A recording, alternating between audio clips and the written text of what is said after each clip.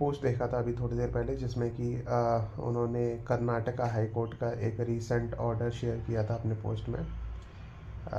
उस पोस्ट में दिख रहा है कि कर्नाटका हाई कोर्ट ने अभी कुछ दिन पहले एक स्टेटमेंट दी है, जिसमें कि उसने कहा है कि आ,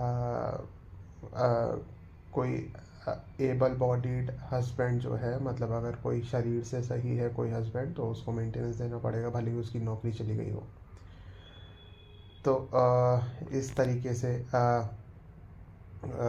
एक स्टेटमेंट दी है कर्नाटका हाई कोर्ट ने, और उसने कहा है कि वो अपनी नौकरी जाने का बहाना नहीं बना सकता, उसको मेंटेनेंस देना पड़ेगा।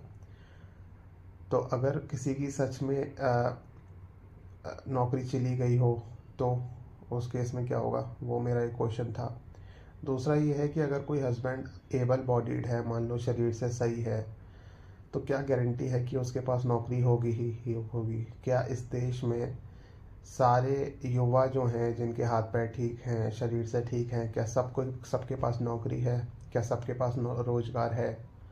ये मैं पूछना चाहूँगा। तो कोई आदमी अगर शरीर से सही है तो ज़रूरी नहीं है उसके पास रोज़गार हो ही, मतलब रोज़गार की अपॉर्चुनिटी भी होनी चाहिए देश में, राइट? तो आप हर किसी का मतलब ये आर्गुमेंट जो है वो फॉल्स आर्गुमेंट करके रिजेक्ट नहीं कर सकते। अगर कोई हस्बैंड बोल रहा है कि उसकी नौकरी चली गई है, तो हम हर केस में आप ये नहीं मतलब सोच सकते कि वो मेंटेनेंस डिनाई करने के लिए उसने अपनी नौकरी छोड़ दी होगी। अगर भले ही वो एबल बॉडीड है, तब भी हो सकता है उसको नौकरी नहीं मिल रही हो, वो ट्राई कर रहा हो, राइट?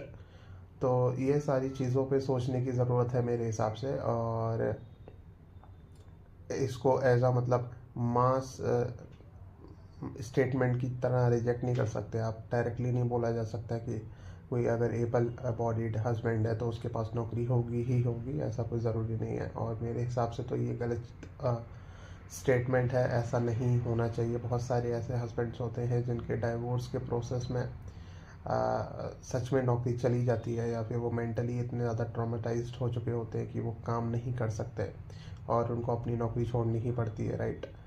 तो आप किसी को ऐसे फोर्स नहीं कर सकते काम करने के लिए, और अगर आप ऐसे किसी को फोर्स कर भी रहे हो काम करने के लिए, तो मेरे हिसाब से तो वो स्लेवरी हो गई, वो एक गुलामी हो गई, राइट?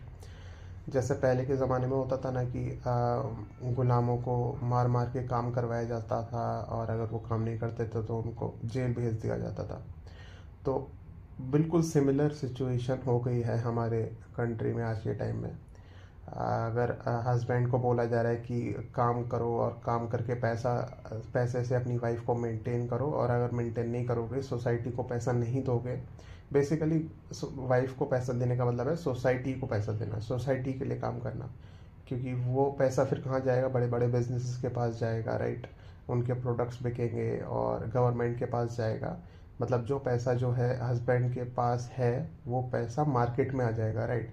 तो वही एक चीज़ बोली जा रही है कि हस्बैंड से बोला जा रहा है कि काम करो और काम करके पैसा जो है सोसाइटी को दो, और अगर तुम काम नहीं करोगे तो तुमको जेल भेज दिया जाएगा, राइट? तुम्हारी ड्यूटी है काम करना, भले ही तुम्हारा मन ना हो काम करने का, फिर भी तुम काम करो ज़िंदगी भर।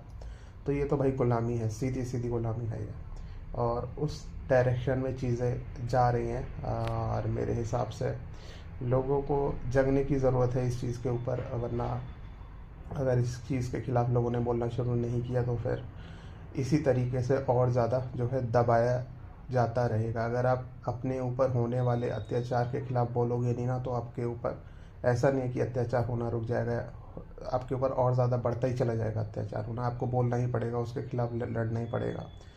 तो वो एक चीज़ है। ये चीज़ मैंने एक ऑब्ज़र्व की है रिसेंटली, और इस चीज़ के ख़िलाफ़ बोलने की बहुत ज़्यादा ज़रूरत है, अवेयरनेस फैलाने की बहुत ज़रूरत है इस चीज़ के ख़िलाफ़। ज़्यादा से ज़्यादा सोसाइटी में जो मैन हैं उनको अवेयर करने की ज़रूरत है।